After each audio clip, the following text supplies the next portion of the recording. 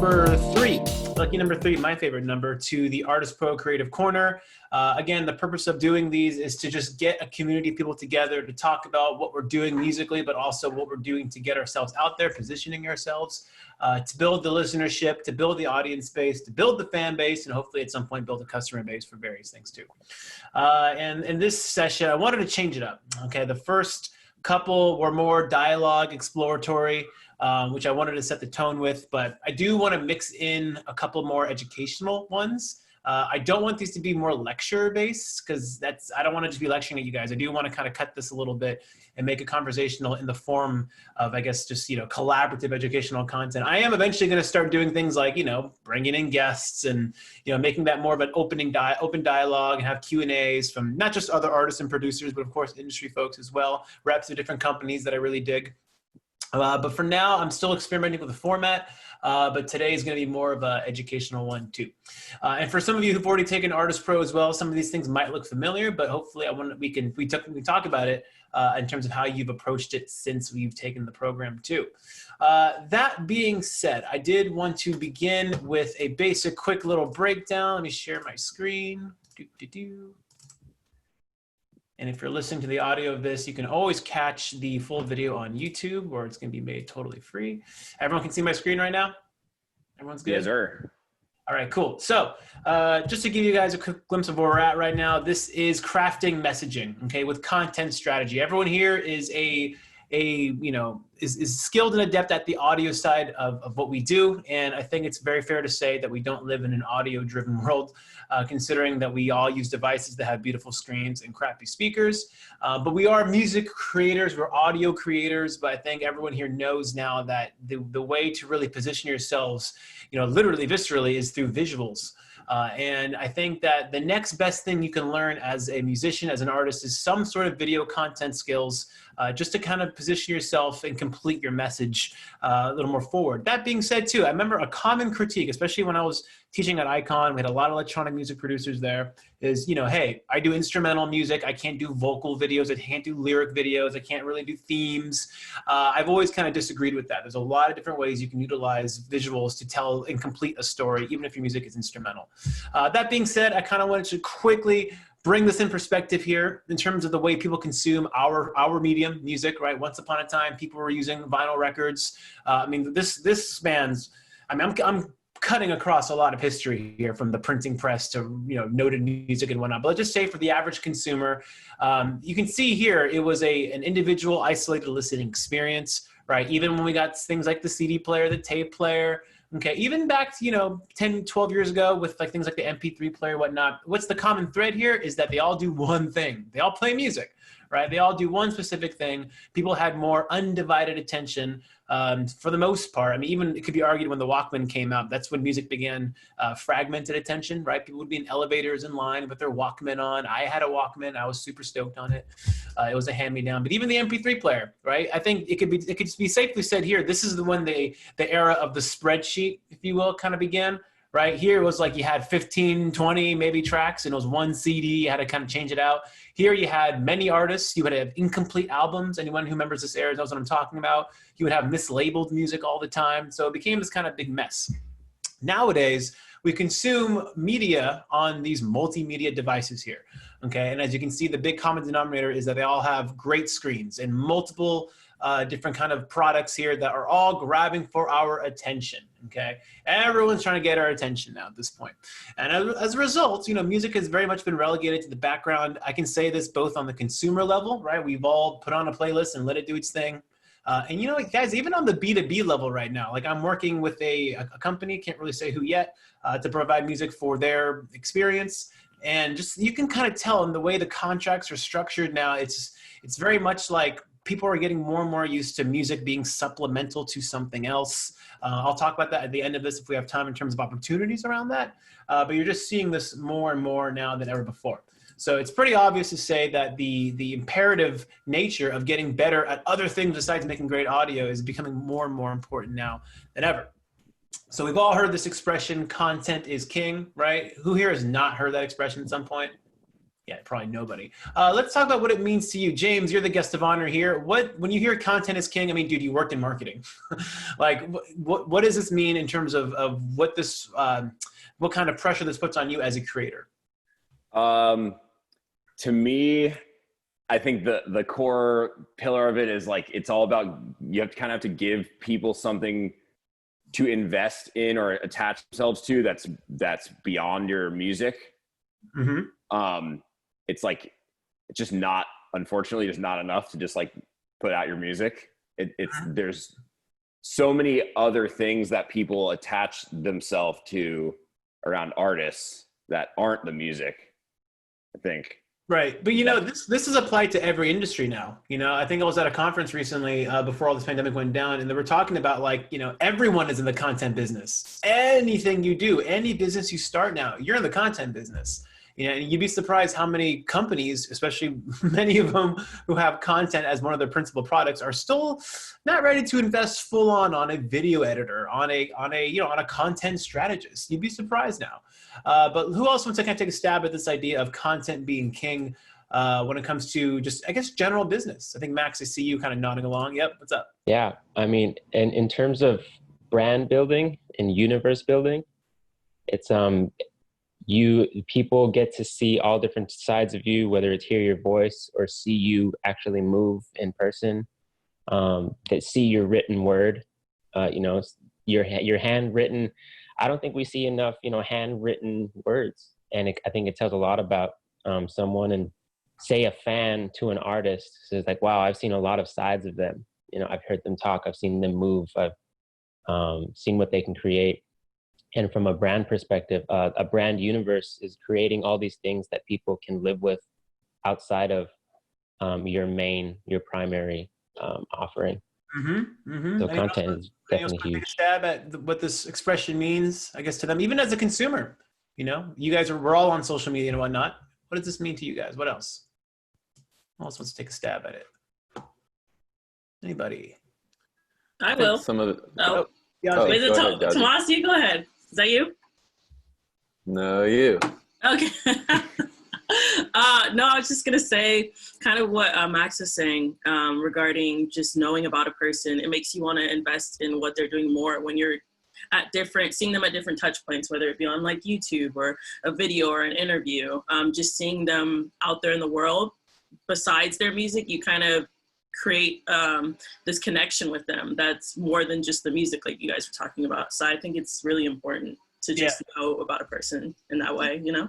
It's interesting. I heard someone recently say, and again, to what degree this is true is individual, but they're like, if someone can see that you're into, I don't know, streetwear, or if you're into skateboarding, you're in something else, right? Like you have more in common with them other than the fact that maybe you share tastes in music, you appear as like that rock star version of them. Like they can't make music, but you do, you know, and they want to kind of latch on to that, like almost the superhero version of you. I agree to that to varying degrees, depending on the situation, of course, but I did kind of like that concept of like, there's something for me to latch on to, but you have this superpower that I can't do as the average consumer, but I still appreciate what you do.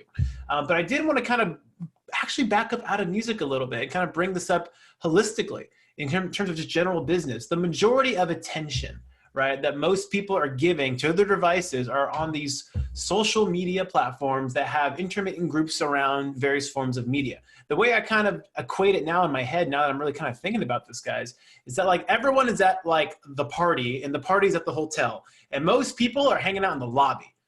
Right? Everyone's hanging out in the lobby. You're taking little snapshots. Everyone's got a little booth, but like you got to give me something for me to go up to the room, which is like your unique content. Whether you're a technology company offering services, you got to make content, blog posts, podcasts, video stuff to get me interested to finally bring me back to your platform. If you sell t-shirts, if you sell evening wear, if you sell anything really, right? You got to get in the conversation on these social media platforms. And it isn't really enough to say, we have the best thing. Here are our features, please buy it. You know, like it's very much kind of getting in a conversation with someone and hopefully bringing them off these social platforms. They want to dive deep into what you're doing here. And you need content to do that. Max, you got something? Yeah, I think something you're describing is the sales funnel, the top of the sales funnel ultimately is driving traffic. And then people can see like, ooh, that was interesting. Like they get a glimpse of it. Like, whoa, that was interesting. let me follow it, head into the room, head into the website, head further, deeper into that brand universe. Yep. It's like fishing. It's like straight up like your content is your bait. You're going into the ocean, you're fishing, and you're hoping to catch some fish and bring them back to your boat, and then eventually bring them back to your private island where you can, have your own engagements with them. But for the most part, everyone's swimming in the ocean right now, and you need content as a form of bait to bring them back in. How does this apply to music artists? So when it comes to building a business, right, we all need customers of some kind. And I really think it's important to remember that there's almost like different tiers of customers for us music creators, right? There is the traditional, what you're all probably thinking of, the fans who become customers, who like what we do, who want to support what we do. God bless them. Whether they're donating money to us, buying a t-shirt, going to a concert, telling their friend, of course. But then there are other purposes, right? There are more B2B purposes, licensing opportunities, of course, publishing, making music for libraries, getting commissioned to make music. And I think, again, back to what we talked about last week, right? It was like the lifestyle hustle. But I think a lot of it has to do with just positioning yourself. How can you position yourself to be of interest to anyone who's willing to do business with you? And I think content is a fantastic way to begin doing that, to show that you are for them. I'm going to talk more about that a little bit down the road here. Actually, on that quick note, James, since you're in the building, I know you did some stuff. Was it for Red Bull Records? Or was it for Red Bull specifically? Tell me some of the brand stuff that you did. Yeah, I did a bunch of stuff it started with Red Bull Records. So I guess for anyone who doesn't know, Red Bull has a label that is basically funded by the drink, but they sign artists and they're a fully functioning label. And so I did a whole bunch of remix stuff for them.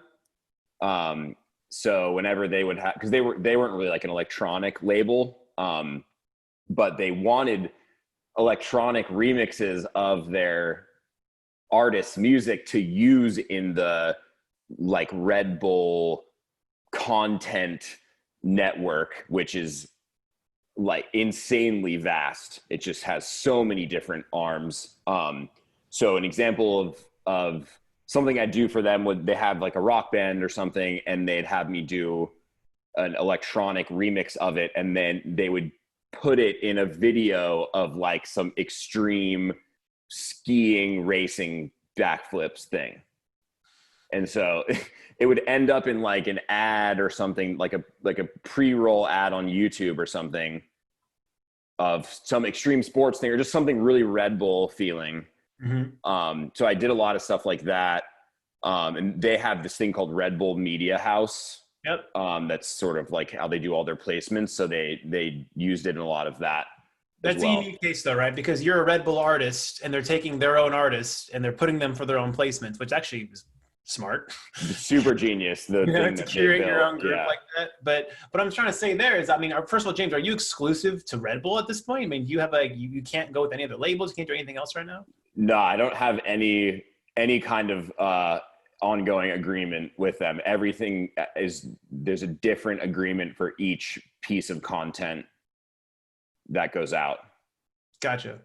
Yeah. So I'm not signed to the label. I just have a great ongoing relationship with them.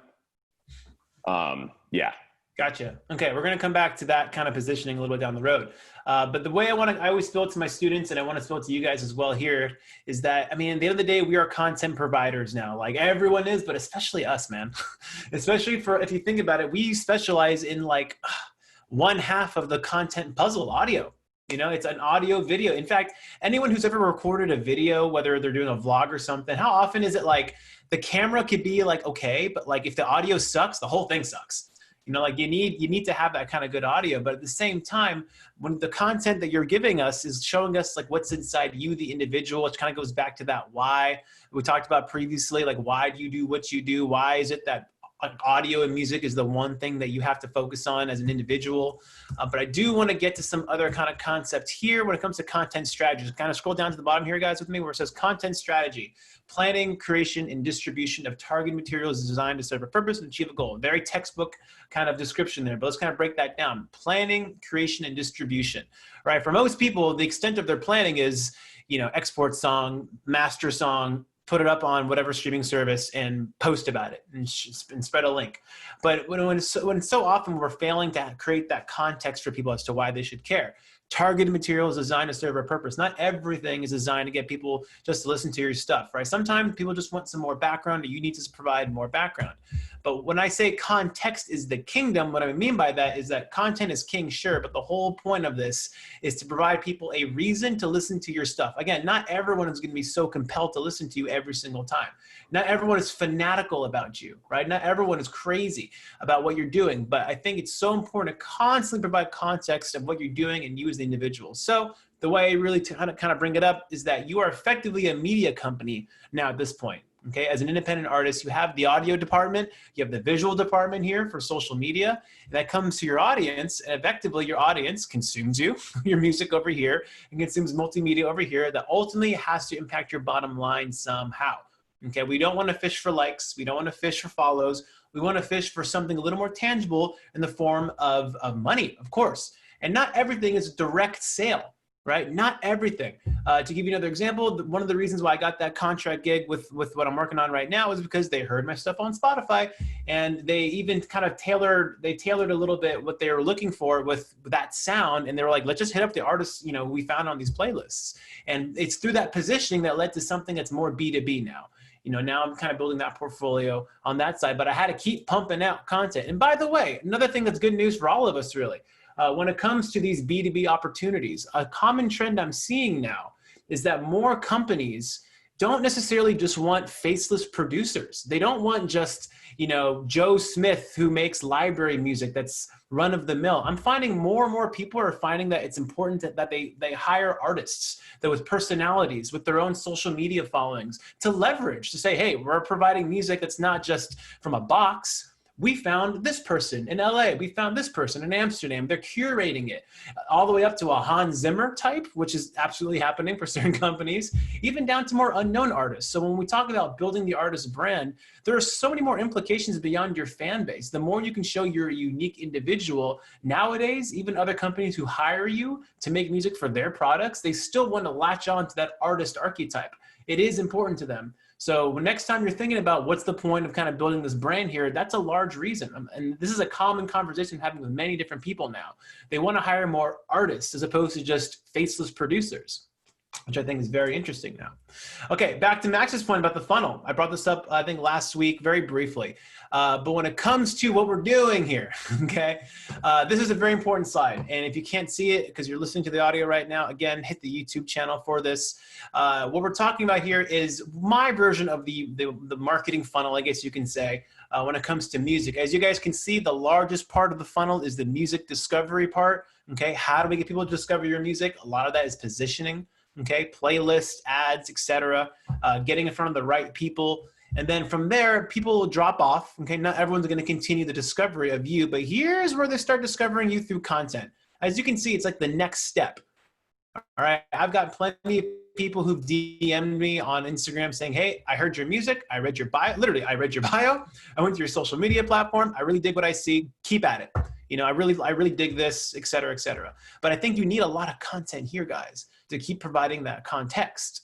Okay, and as you kind of go down that funnel, people funnel out, and then the fans develop right here as they're engaging with your stuff, and eventually you do want to monetize them. In other words, get them off of social media, get them on an email list, okay, monetize through other means as well. And what really drives that funnel is content, okay? And if you think about what you should post, right, what's the content I should make, right? Always remember that you have your overarching story, the story of you, where you're coming from. You have one.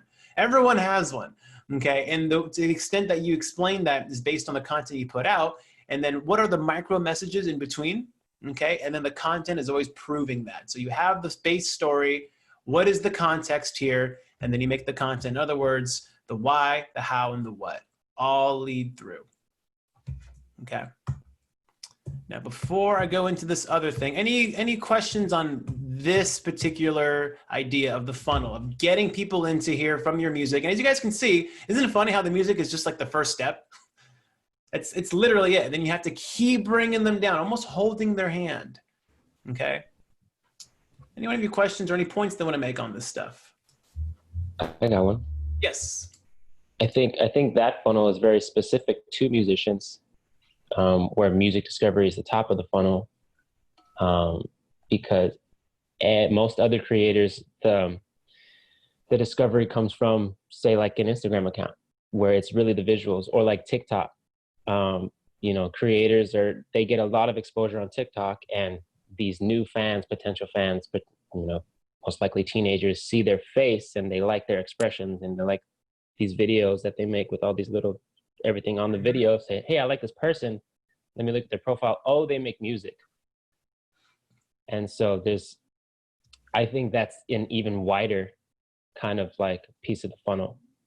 There's more people who are likely to see you from this, unfortunate to say, the silly content, than some serious music content that you put out. But I mean, you make a good point. I could totally expand this one more layer to just, I don't know, and what would you even call that? Just video discovery, or just Goop discovery, TikTok discovery, Reels, Instagram just rolled out yesterday, discovery, something like that. There's a person actually. I wish she's not here right now, but she did ArtistPro. Mariah Counts, for some of you guys might know who she is. She literally experienced that. You know, she played the game. I even did a video with her. Just search ArtistPro TikTok, and you'll see the video I did with Mariah.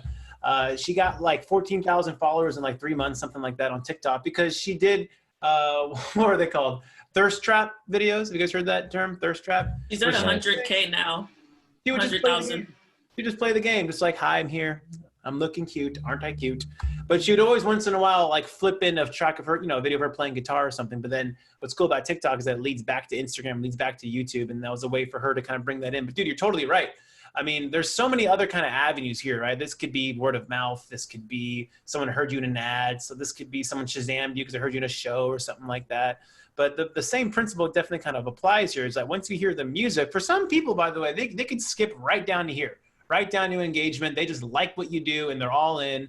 But when it comes to brand discovery, they're looking at things like your photos, your cover arts, your aesthetics, your vibes, maybe you the individual. And for some people, they'll really latch on to that. Is Jeff Turner in the building?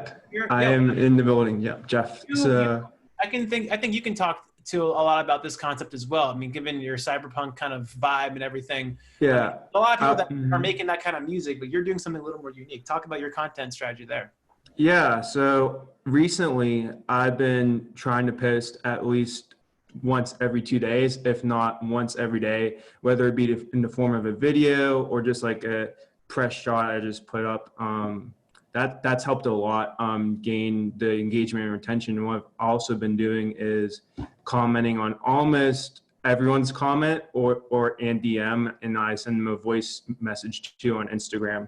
Just, I feel like there's more retention, engagement, hence the term. People stick around, I think, and they appreciate the genuine feedback or comment. Whatever maybe that I give them. So it really helps. I love that voice message idea. That's super smart. It's really like helped a lot, and like it's really cool to see how people really like that. So, and it's quick. It's quicker than just typing. So it absolutely is quicker. Mm-hmm. Who else has got something that they're doing that's working well for them right now for content overall? Wants to chime in on this? One thing I'm doing. This is Bridget. I'm just doing like mini music videos. I'm starting to do like 8-second music videos with my music and some like totally kind of unrelated thing, and it's getting actually a good amount of engagement on Instagram. And I'm also like for August, I'm gonna post a little bit of my music every day in some sort of context. And what's interesting is I'm trying to do things that are not like pictures of me, because I don't know, doesn't feel very authentic to me. So I'm really trying to dig in on like what drives me in my day to day, and that's sort of like putting my own story and my own personality on there, and it's starting to work. So. Anyone else that's working? I've got one that's been working pretty cool. Tomas. This is Tomas Habitat, by the way. And I've been been recommended to do performances. And so that's like, if you're a singer, you can just sing your song acoustic. And for me, I was like, well, I just make beats. Like, how do I do this? And so I've kind of just been able to utilize this Ableton Push and try to design performances. And they're just they're not anything I would release or anything, but I've got such great feedback from those little performances, just, you know, setting up some plants and just kind of making it like match the aesthetic of the brand. And I've been getting a lot of really good response on those. So I'm just going to continue to make those as like a discovery kind of format. Love it. Max, you got I something? feel like that kind of stuff can go super viral, like out of nowhere too. Like just little like push videos and stuff like that. Somehow you see things on Facebook that have like 8 million shares. Just like little stuff like that. I feel like people are really into. Yeah. Yeah. And like Ableton, you know, different Ableton communities have been sharing it. So kind of like looking at sick. like what other smaller communities might be on Instagram that would be interested and would be good for them to post. And then there are Instagram channels as well that post all those producer stuff as well. Pickup Beats is the one that comes to mind. You know, a few other ones as well. Max, you got something? I was just gonna say, Tomas, I remember I think it was the Kalimba video. Yeah, that was fire. Thanks, man. So that type of stuff. And someone said, hey, you guys just made me think of all those other channels that are more like niche forums. Like the content could go viral through there. It's like Instagram is such a wide net to try to cast, where like, let me just go into the Ableton push Reddit channel, or let me go into this forum or that forum. I think I should really start taking advantage of that type of stuff. Yeah, there's so many degrees though. Like, I mean, that's why this conversation is almost like really big, because there's no one size fits all here. It really depends on what you're trying to do. But I love this idea, the bottom line here of, you know, people like us do things like this. People like us listen to artists like this. People like us wear clothes like this. Like, you're always kind of like signaling, right, to your audience out there. When it comes to audience, I also just wanted to quickly kind of break down these 4 categories, because when people think of demographics, they think like everything. But I like the idea of when you break down demo, it's, you know, it's just the basic stuff here, HX location, whatnot. But then you have geographics, sorry, like this is actually location. But then these are the interesting ones to me right here: psychographics and behavioral demographics. You know, when it really comes to their attitudes, what they believe, their lifestyle. I mean, we're really kind of getting down here now. Like, this is where the interesting stuff really happens. And when, as an individual, as an artist, you can really play a lot to that. And I always say in the beginning, you're kind of signaling. So to Max's point, let's just say someone sees you on a TikTok video or someone recommends you. You know, you always kind of ask yourself, like, what does my content say about me at a glance? If I just go to the social profile, is it a shrine to me? Is it like a photo of like me and like new album out now, new single out now? Like, that's not very interesting.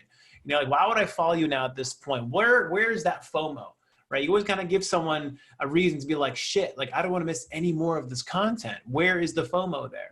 So am I putting out mixed messaging? Are you coming off as, you know, a chill wave artist and then a heavy metal artist at one point? Like, where are you at this point? Again, this is all at a glance. I'm not saying you shouldn't have any depth to you. I'm just saying that when people come and visit your social profiles for that one and typically only time, from there you're relegated to their feed, right? No one really kind of goes to a profile and just like, oh, what did I miss the last couple of weeks? Everyone kind of chills in the feed.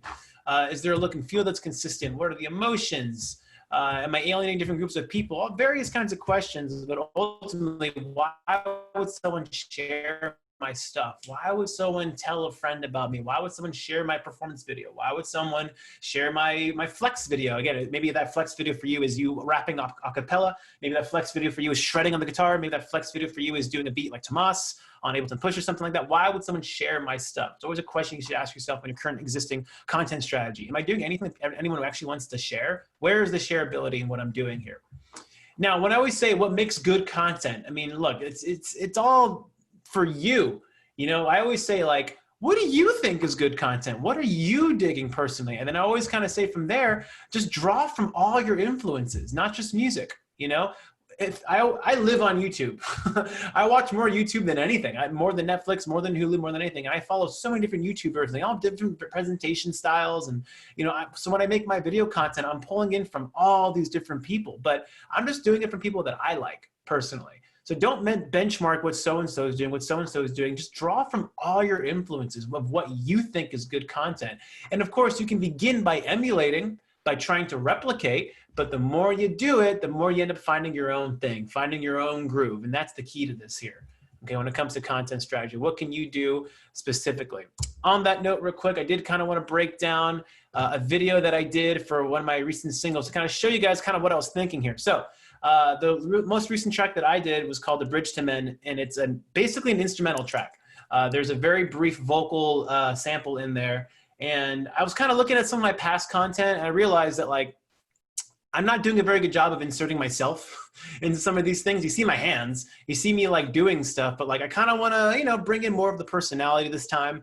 And what I'm leaning towards is just transparency and authenticity. I want people to kind of see like my actual life a little bit as best I can, including the people in my life and the things in my life and what I care about in my life.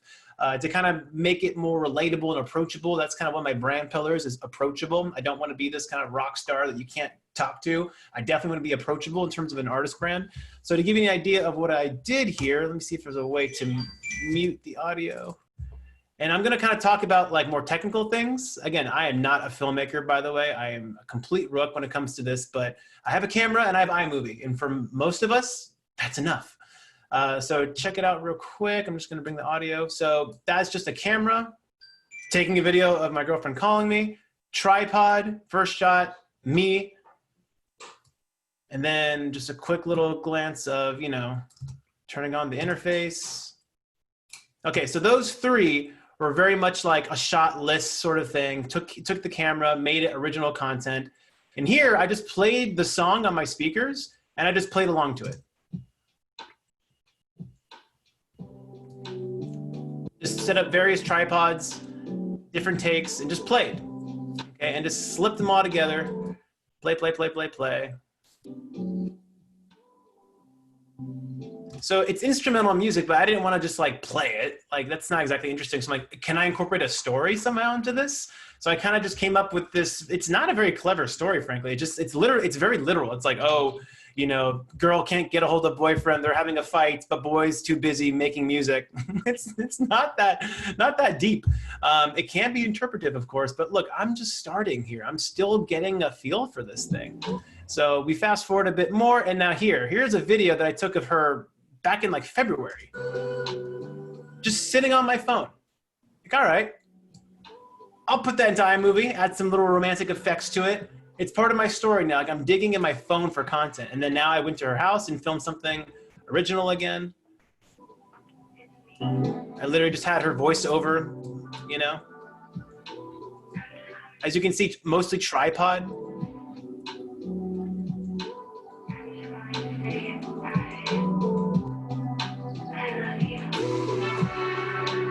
And again, if you can work Ableton or Logic, guys, you can do this stuff. That was kind of a fun, this is actually a fun one. The music is going to be synced to all her movements here.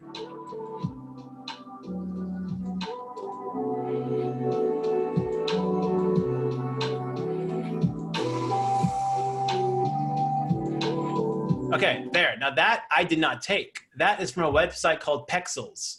Okay, has anyone ever heard of that website? Stock footage website? I use that all the time. Yeah, okay. Definitely. So this is kind of what I've learned here. If you use too much of it, it looks shitty. It looks like way like a fucking YouTube pre-roll ad. Doesn't come off authentic. But I'm finding it's great to fill in gaps. I tried to film my candle burning. Like I don't have a good enough camera for this, and I'm not good enough to do this. But hey, Pexels, you got something.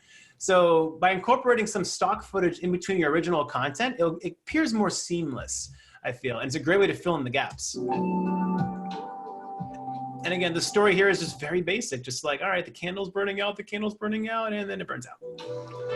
And back to just random shit I found on my phone.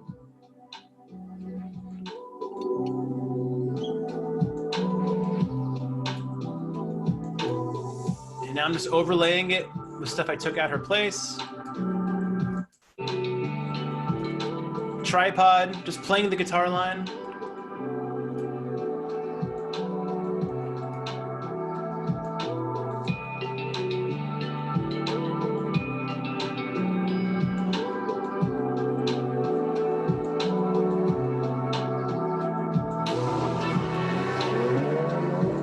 All right, I just filmed myself pressing a button. My friend took that video of me like last year. I took that video last year going to Lake to Big Bear. Same thing with that one. Again, I'm just looking at my hard drive of like, what content do I have? And guys, it's like assembling samples together. These are just video samples. Like how can you put a story together using video samples? Pexels, original content. It's a lot more seamless when you do it this way. And then just tripod, cheap little merch plug to see if anyone's actually interested in some merch. I see that.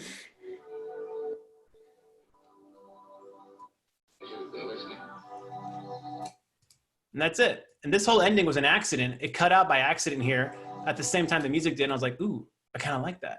Happy accident. Just like music. Happy accident, you know? And that's literally it.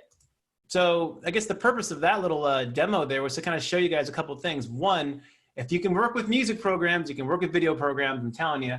And two, you don't have to spend a lot of money or resources to make a story, even if the music is instrumental, right? You can do a combination of original content combined with stock footage if you want to. Don't use too much of it because then it comes off really cheesy.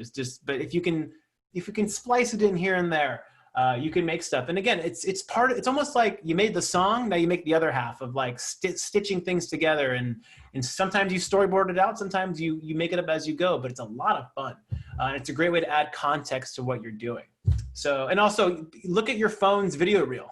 There's probably a lot of stuff there that you could use for video content, for not just official videos, but for anything, really. All right, questions or thoughts on that whole process? Bravo.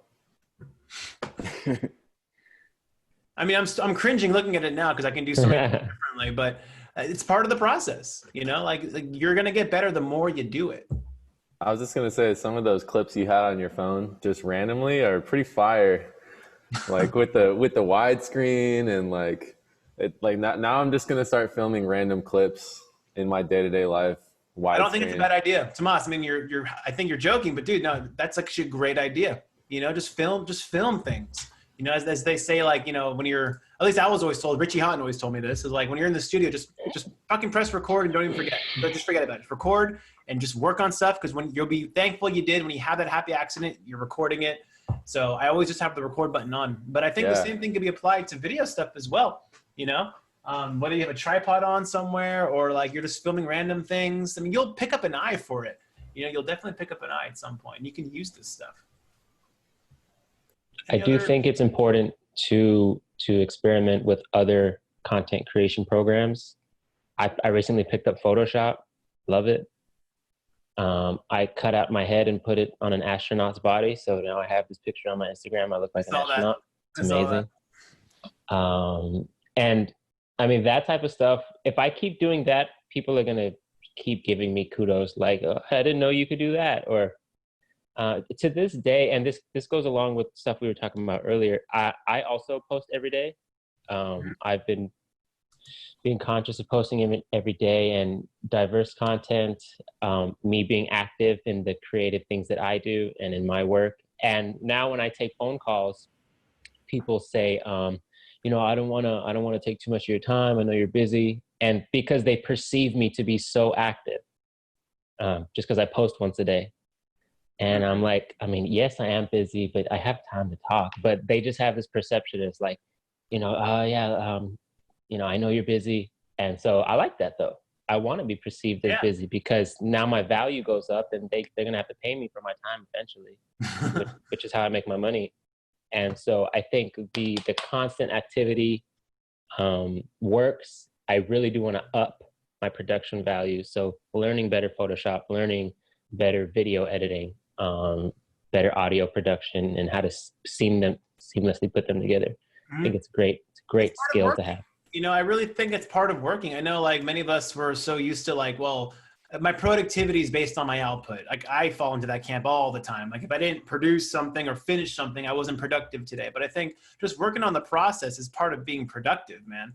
You know, like sitting down and learning something and making a shitty first video, but like you're getting better and better and better. I mean, this one I'm going to show you guys real quick. I made last year. I never actually posted this. I never even made it public. I just put it on the YouTube channel a year ago and I never posted it. I don't know why. But I literally just went to Big Bear just to record some music. And I was like, all right, let me just set up a tripod. Most of these are just all tripod shots. This is a song I made in Big Bear. This shot should look familiar. I literally used the same shot.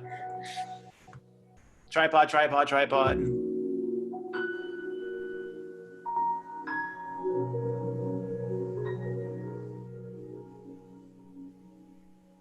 And the whole point of me making this, by the way, was if someone asked me, how was your weekend? I'm like, yeah, here's the video, check it out.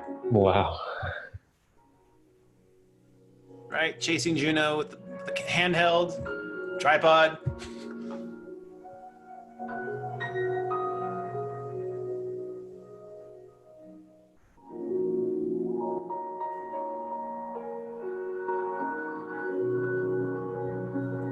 So it was a total experiment. Again, I never posted it, but it was kind of my way of like, all right, let me try this. Let me see if I can actually make a piece of content about my weekend. And like, let me set that as the standard, you know, from now on for just to make engaging stuff here. But like, again, I'm showing this to you guys because this is coming from someone who's a complete rook when it comes to video stuff. But with a basic tripod, a decent camera, I'm using like a $600 camera, a Sony a6000. It's old, it's out of date. It's not even 4K.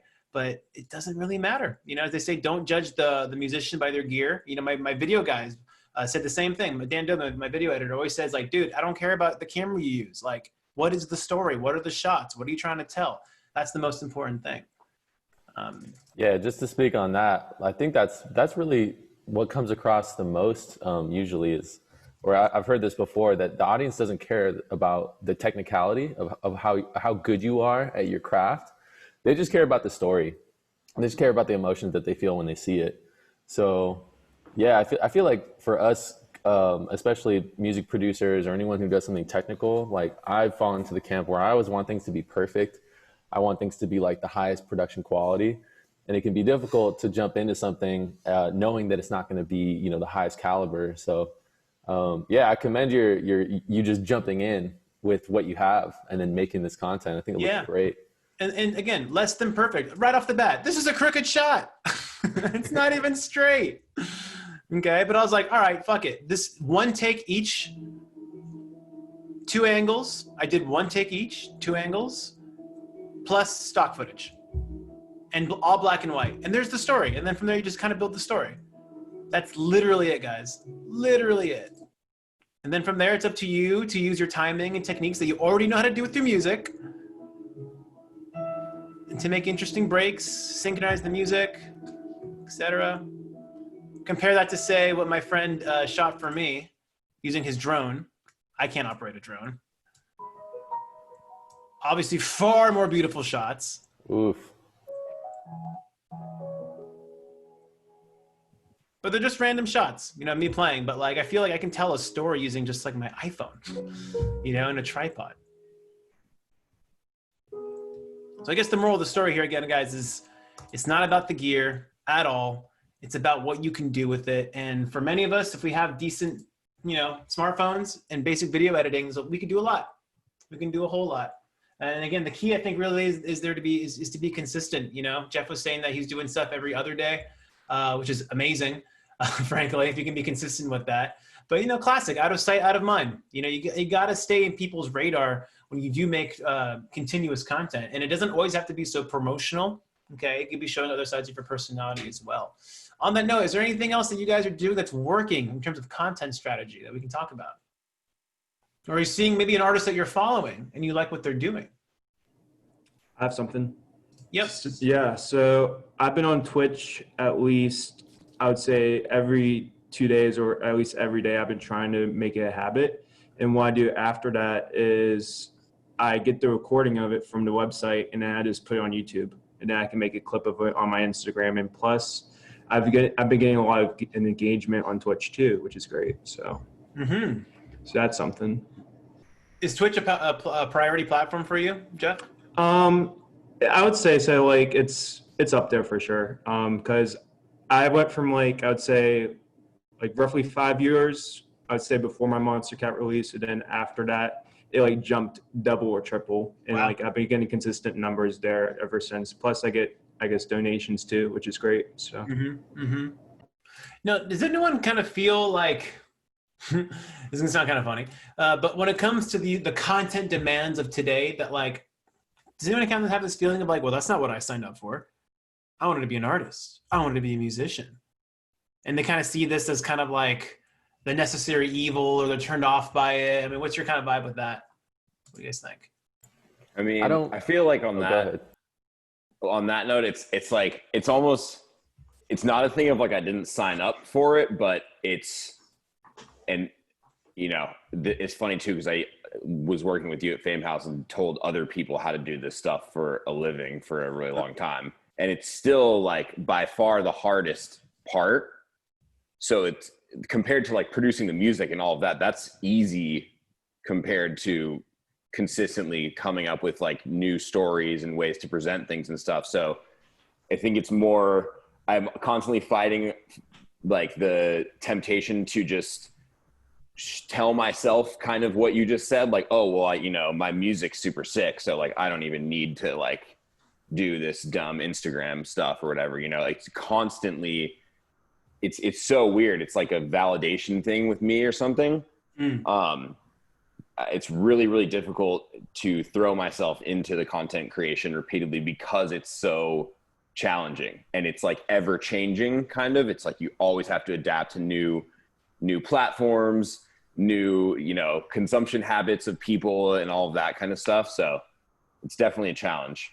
It's just marking the shift of our overall industry. You saw that Spotify came out with their quarterly numbers, and there's a quote from Daniel Elk, the CEO, that pissed a lot of artists off. Yeah. What was that quote? Who saw that quote? Who wants to say that? It was like, he was saying something about how his idea was that artists want to release an album every 3 or 4 years, and you can't do that anymore or something. Well, he got flack for saying like, hey man, like it's just different now. Like you can't make an album every 3-4 years and then call it a day.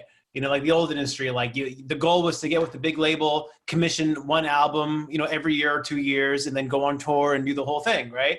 And he was like, we're just not living in that era anymore. And people were pissed. People were like, fuck you, man. Who are you to tell me how I make my music? Like, how are you to say that when I'm creative, you're not even paying us very well, blah, blah, blah, blah, blah. But I don't know, I read that article and I was like, dude, he's not wrong. He's just not wrong. Like, you have to tailor your approach for the market conditions you're in right now, frankly. If you make an album every 3-4 years and it's just 12 tracks, like if my hip hop needs or dubstep needs are going to be met elsewhere from someone who's consistently releasing bangers, while I look at Instagram or whatever, TikTok every single day, and there's something there, they're keeping me engaged, I'm going with them. I'm sticking with them. Out of sight, out of mind now. But I really think that speaks to this bigger content discussion we're having here, guys, of like, I mean, we didn't even mention like, oh yeah, you should be making music and releasing that kind of regularly too. You know, I mean, my dudes at Spotify who are telling me like, you know, their best practices are like every 2 weeks. Just try to get something every single 2 weeks. And then even when I talk to my older friends, you know, who've been in the industry since like the 90s and whatnot, so I have my friend Chris Hannibut, who's on one of these many months ago. He had a really good point. He's like, well, think about it. Like the cost to deliver the music has gone down to almost nothing now at this point. Like once upon a time, the cost of the music was so high that you had to really put it out there and get that investment back and really work it. Whereas now, like you can make a track, you have the whole studio on your laptop, you know, you can even get it mastered digitally. You can get on the platforms digitally. You don't have to wait anymore. So the cost of the goods, so to speak, has come down frantically low at this point. So when it comes to higher output, is that such a bad thing? Max, what do you think? I will say one point about releasing often on Spotify. He might have been coming from, I don't know what perspective he was coming from, but I will say Spotify algorithm rewards artists who release consistently. So if Spotify notices an artist releases every other week, there's an internal algorithm that says, okay, this artist is consistent. Our customers like consistency, so we're going to push this artist a little more, give them a little more exposure, maybe place them on a few playlists. It's true. And most platforms have that sort of consistency algorithm tick. Like Instagram, if it sees me posting every day, it might put me on an explore if one of my posts does particularly well. You know, so I'll just point that out. Well, it's the same thing we talked about a little bit last week of like, who's working for the tech companies? We are. Content creators, we are literally working for them. We're giving them new content. So they're going to want to employ those who provide more content, if you will, in terms of attention. Like, hey, thanks for making another video, Max. We're going to show it to more people. You know, we always want to show more content to the people who are on our platforms because we want them to stay on our platforms. We always want that new stuff.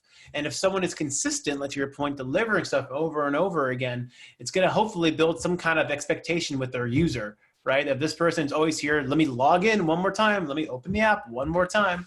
right? It's all in the company's kind of best interest, which I guess is unfortunate from a creative standpoint.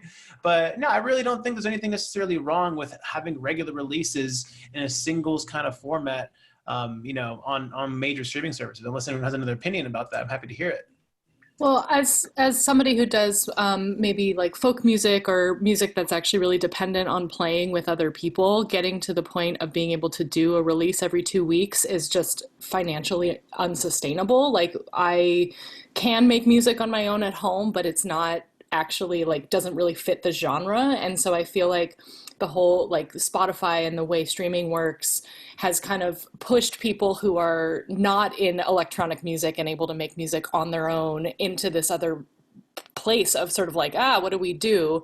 And I also have this, like, I really want to lobby Spotify to start paying artists to put our music on there, like $10 for your album, you know, something where like up front we get paid for our content because we are creating billions of dollars for these CEOs. And like, you know, and meanwhile, if we're doing studio recordings, we're spending a shit ton of money doing that and not ever recouping our expenses. And like, I own a label, and that's like, I'm in this weird, you know, position where I'm dependent on streaming, and the genres that we're working on are not necessarily suited to streaming or to. There's a laundry list of things Spotify could be doing to better serve the artists that they're not doing. Of course. I mean, one that came up to mind when my same conversation with Chris was like, why are pre-save buttons just on the artist page? Like, why do they have to click it somewhere else? Why can't it be like, hey, you like this person? You know, they got a release in 2 weeks. Like, you want to save it now? And you're like, right. Or like every so often pull up the underdogs of the algorithm. Like there's so much incredible music out there. And if you're not getting millions of streams, you're not going to get on the Spotify Twitter, you know, and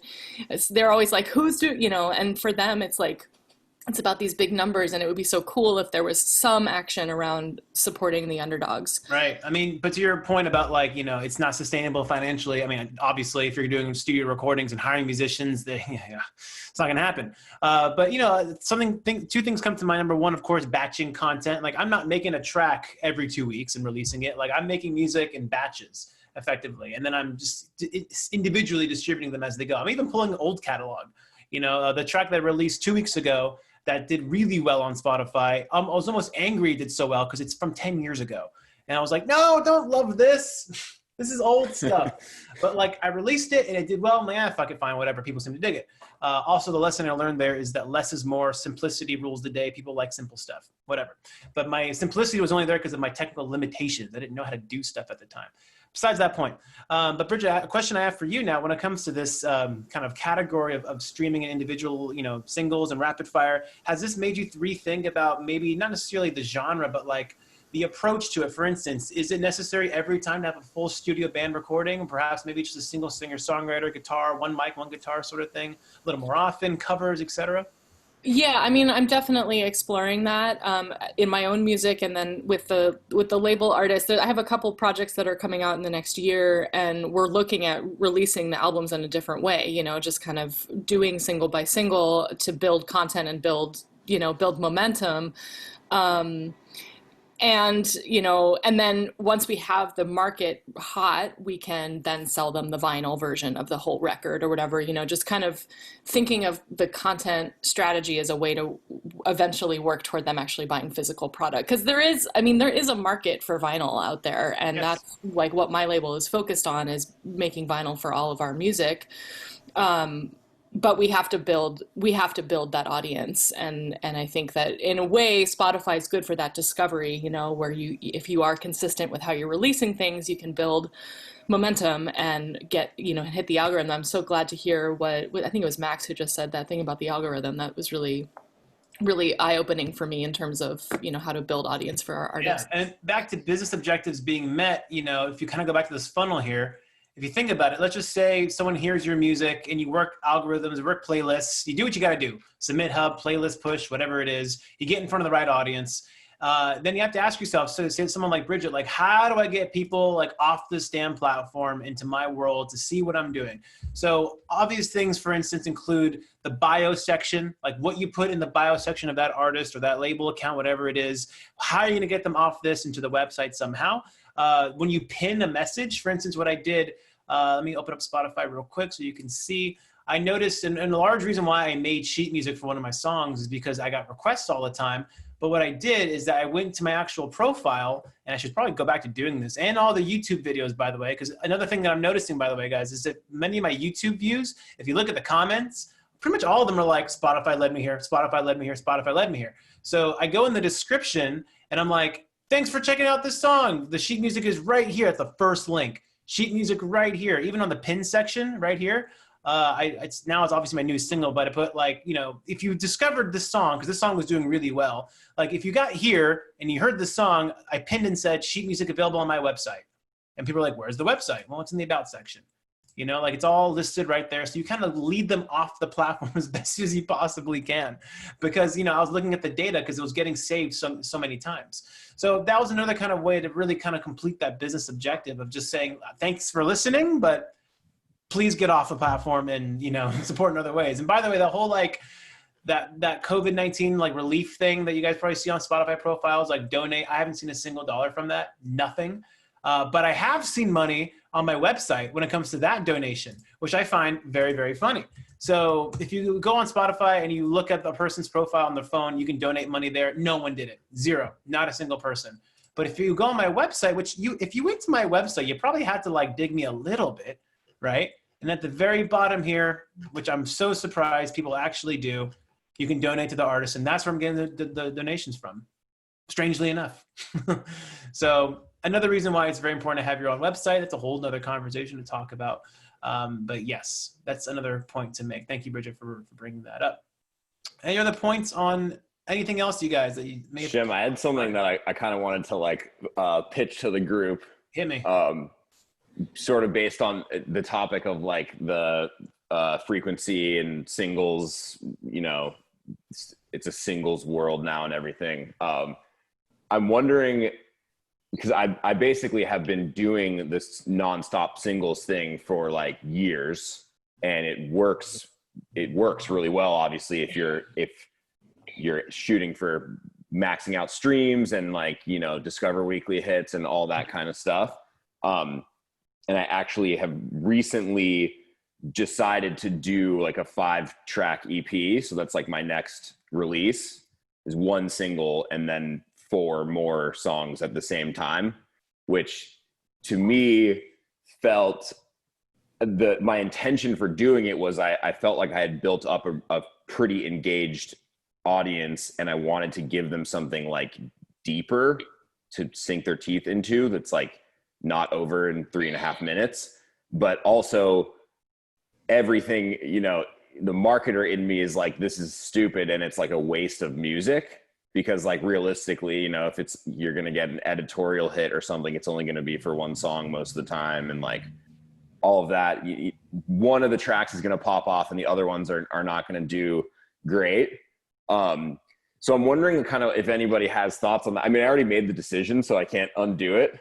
And I have a pretty cool, like, content-driven campaign that's sort of cinematic and extends over the whole, like, 2-month release process. But I still kind of can't help but feel like this might be dumb from a business standpoint. Like, I know my super, super small, like, hyper engaged fans will appreciate it, but I don't know if it is the best decision. I'll let you know how it goes, but I'm curious, you know, if there's any thoughts on that.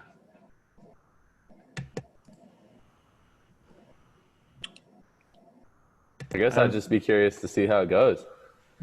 Yeah, stay on top of it. Yeah, it's my thing is basically there's the streaming metric and the maximum amount of people, and like even when you're looking at that funnel that you're showing, it's almost I'm sort of thinking like, can I create much deeper, eventually higher value engagement by giving people something that's a little bit more of a project that has a story within it. Even like the music itself it's kind of like a concept album, and like all the songs tie together and stuff. Yeah, James, that's what I was thinking is like, if you're able to use that format, do things that you can't do with just a single, then you'd be able to see how you could fully take advantage of that. And then maybe that would offer something that you can't do with singles. So if you have something like that, then and you have fans who are willing to and want that, then I think that, you know, that could be something that would be like a special moment, you know, more of like a bigger moment that you can kind of like call hype to. That's like what I was going for. But it feels so risky at the same time, you know? I mean, I can understand the anxiety there, but number one, I think EPs and albums, they do serve a purpose, of course, right? Just to kind of make like a tentpole statement, like, you know, it's something to be taken a little more seriously, especially if you have a concept, right? Where like, it's not just a collection of random tracks put together, right? That would be a playlist in many ways, right? But like, this is something that's a little more cohesive. The one thing I would say to you, James, and I'll ask you what you're going to do after this, is that like the content investment to provide the context around this needs to be better. It needs to be greater. It needs to be something that people can see that like, oh shit, this is a high society EP.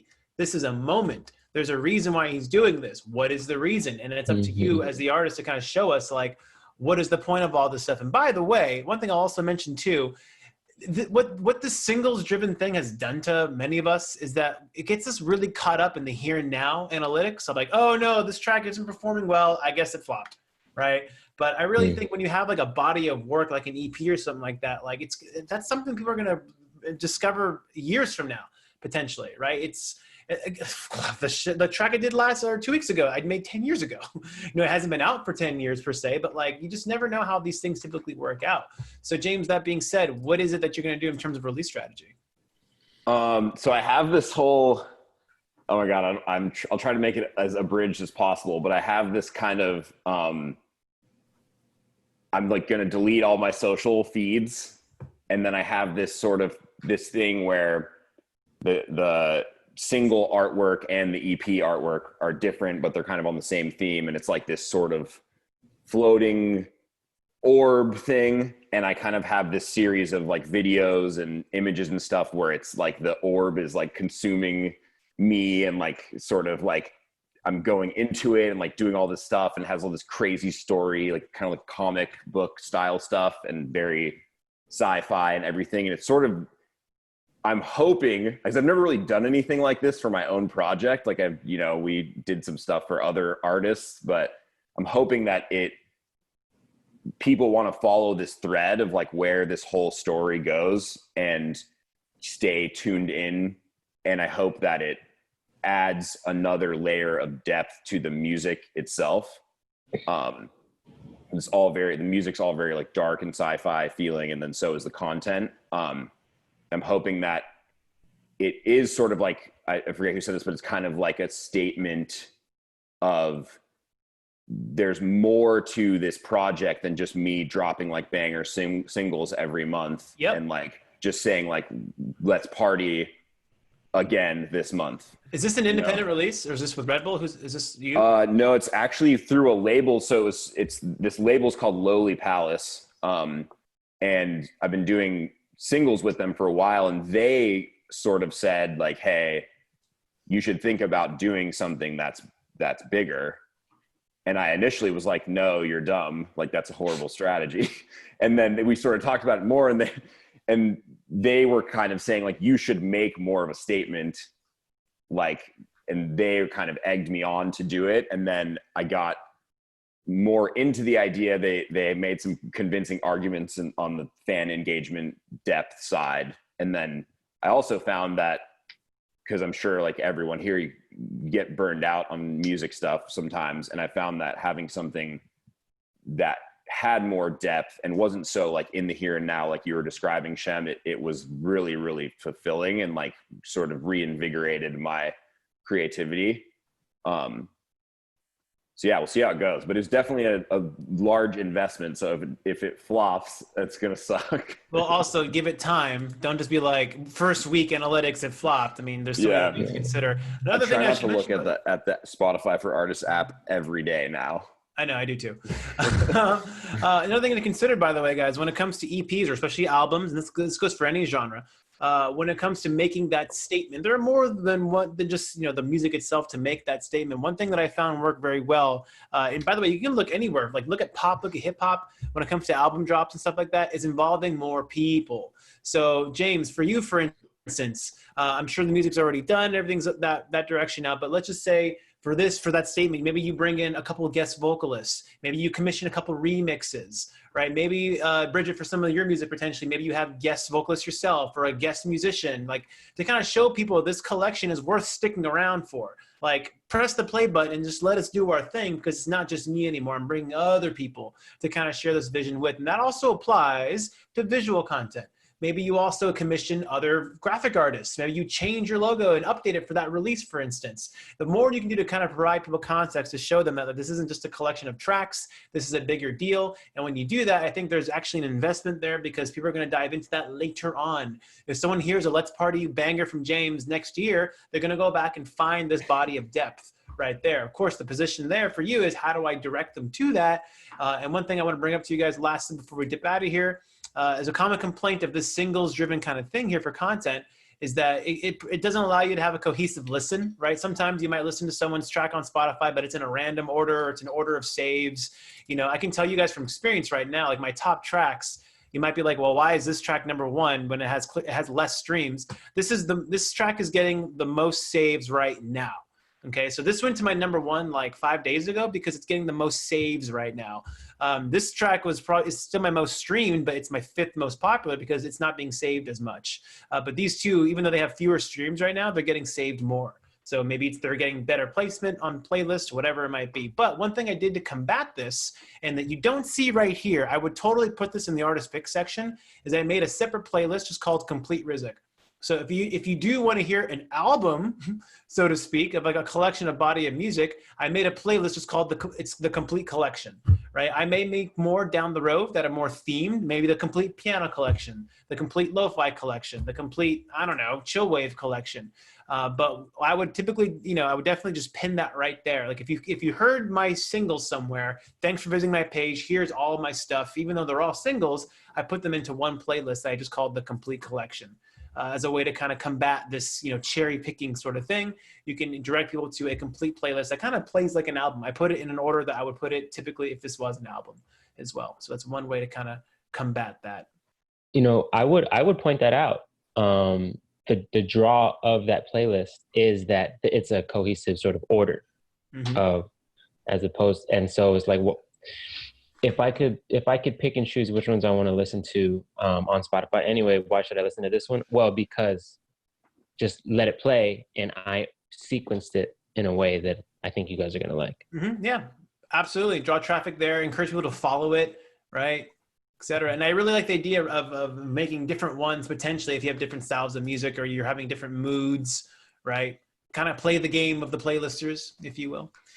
Any other thoughts on this content stuff, guys, before we dip out of here? Maybe splitting that, like an album into 2 separate parts. That's like one idea I've been thinking of too, or just for like anyone. Oh, what do you mean? Like it's like splitting like an album, like say it's like a LP, like a 10-track album or 11-track album or 12-track, splitting that into 2 separate parts. So like part 1 would be like 6 tracks of the album, and then part 2 of the album would be like the other 6 tracks. And then you could have like a remix feature and like both parts, there's like one of them.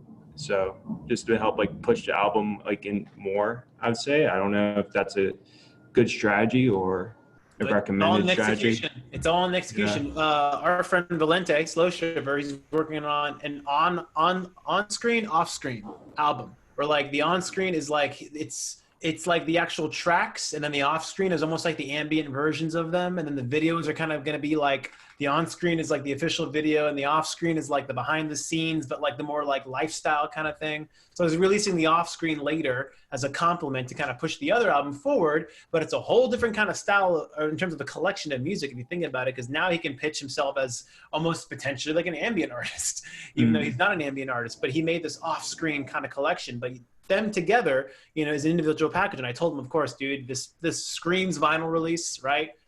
A side on screen, B side off screen, like come on, merch, the whole thing, like visuals.